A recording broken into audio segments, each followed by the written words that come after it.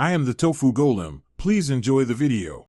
In this video, I will explain how to connect your Fitbit Versa 4. First, ensure your new Versa 4 is fully charged, which typically takes about 1 to 2 hours.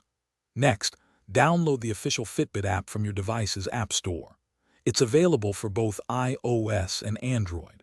Make sure your smartphone or tablet is running a compatible operating system, usually iOS 16 or higher, or Android 10 or higher, for optimal performance and a smooth connection process. Now, let's pair your device.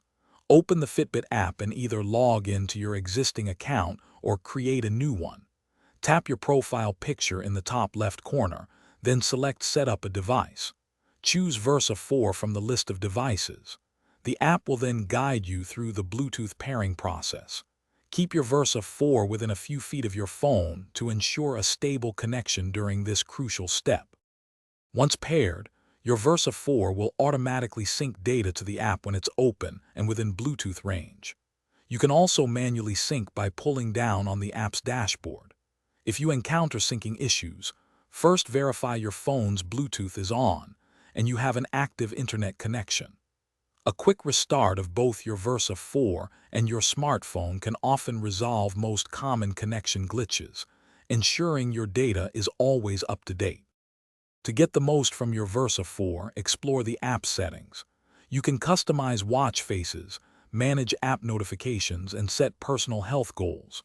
Your Versa 4 tracks vital metrics like heart rate, sleep stages, and active zone minutes.